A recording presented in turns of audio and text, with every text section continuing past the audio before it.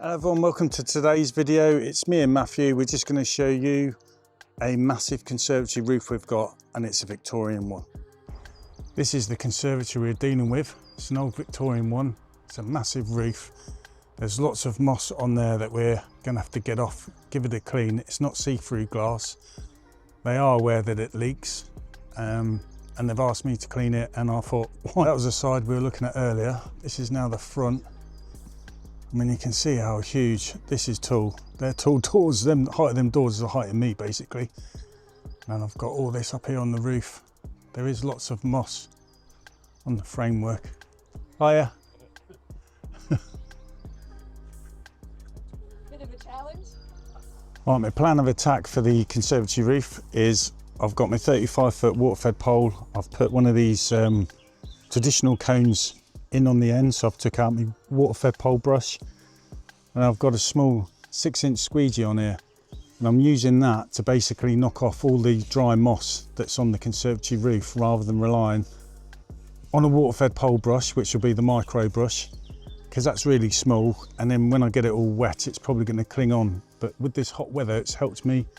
This is working so far in the little test areas we've done, nice and light as well. I'm having to use the full 35-foot pole to reach the top. When I'm round the other side of the conservatory roof, the ground drops down, so I'm going to have to do that off a flat roof and a ladder. And then while I'm knocking some of the moss off, Matthew's going to go round using his water-fed pole with the micro brush on it, and in places he's having to use a step ladder because we've got trees close to the conservatory roof and stuff like that, and we'll just see how it goes.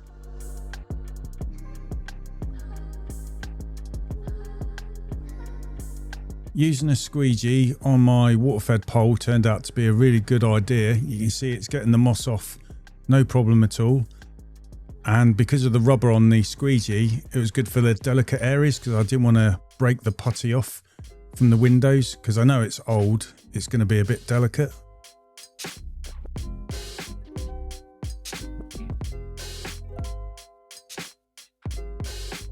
The micro brush from Gardner Pole Systems is absolutely brilliant. I've really enjoyed using it.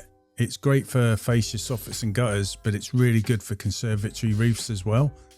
It does seem daft using such a small brush for a roof this size, but I'm really glad we did. Matthew's got his here and he's using it after we've done some test patches. But we liked it because it's so lightweight. We're going to be at funny awkward angles and such a long reach with the poles. It's going to save your arms and your shoulders. Plus, with all the putty and how old the conservatory is, I didn't know how fragile and delicate it will be. So by me using the squeegee, such as I am here, on the end of my 35-foot pole to get the really high stuff, and then Matthew using the step ladder with his pole following behind me with the micro brush, it worked really well.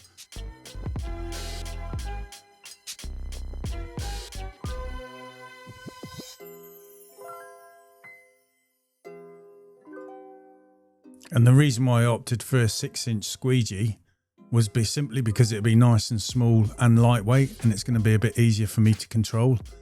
And again, because of the putty, I didn't know how delicate I'd have to be, yet I've got to get rid of this moss. Luckily for me, it's just been so dry lately, the moss was quite easy to get off. And what I found is later on with this squeegee, if I was to push the pole upwards, the actual rubber would act similar to a scraper, so it'd get underneath the moss and pop it up a bit better, and then when I pulled down I'd be able to remove it. So it got better as I was going on, which is the case with these sort of jobs. The beginning is just trying to figure out your ideas and finding what works and what doesn't. And because of this tree to my left, I just tried to use the reach of my pole to get as much as the top done as possible, because Matthew's using a step ladder to clean behind me, and I basically didn't want him to get too close to me, because later on you'll see I'm going to have to empty all the gutters as well. So I've finished doing the sections on the right. Matthew's now washing down the conservatory roof, and I've moved to this side to make sure I keep ahead of him, and I'm just going to continue scraping off the moss. On this side of the roof it weren't too bad. The first side we started on, fortunately, was also the worst because it's the most shaded area. So as I went round, it got better.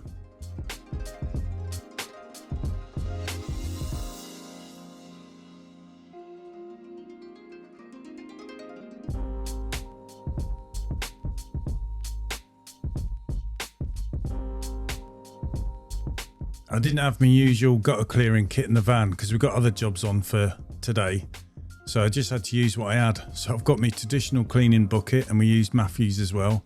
And I was just going up by ladder and just sticking my hands in the gutter and getting everything out. Matthew was also helping me because he's ferrying the buckets to and from the compost. That's a good thing with these big houses. They've always guaranteed to have a compost heap somewhere in the garden for you to use. So that was a godsend.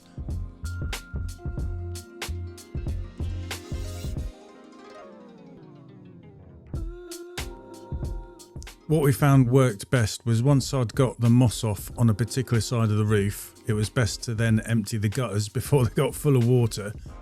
And then Matthew would go through washing all the conservatory roof for me.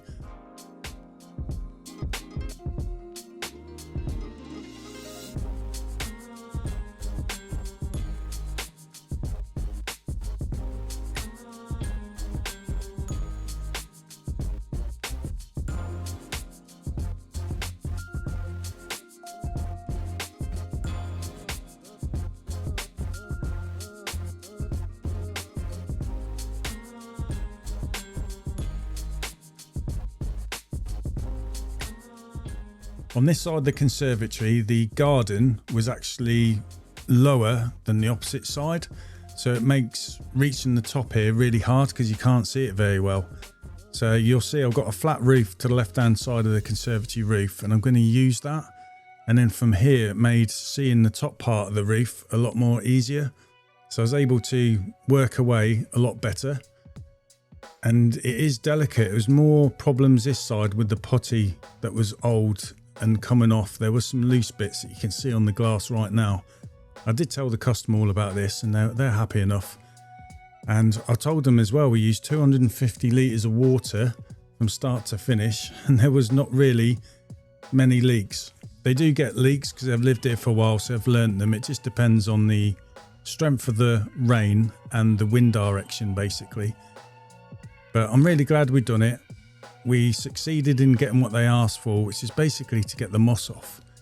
There were problems where there was moss we couldn't get off, and this is between the layers of the glass where they overlap, similar to like you get in a greenhouse.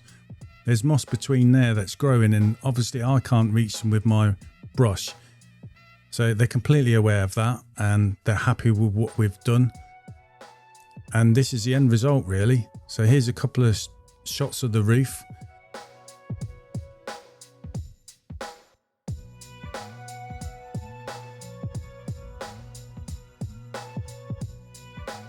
That's me and Matthew done. We're back home now, back for lunch.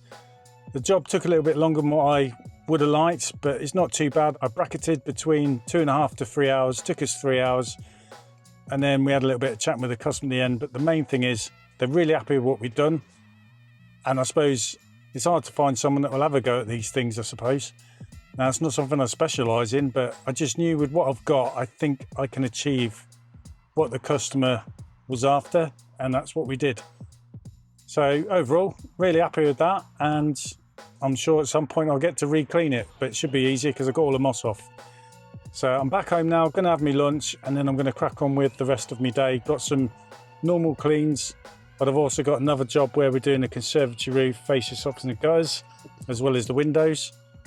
So yeah, see how we get on. Anyway, thanks for watching. Like, subscribe, all the good stuff. If you've already done so, appreciate it because it really helps me out. And YouTube somewhere, stick a video for you to watch next. See you on the next one.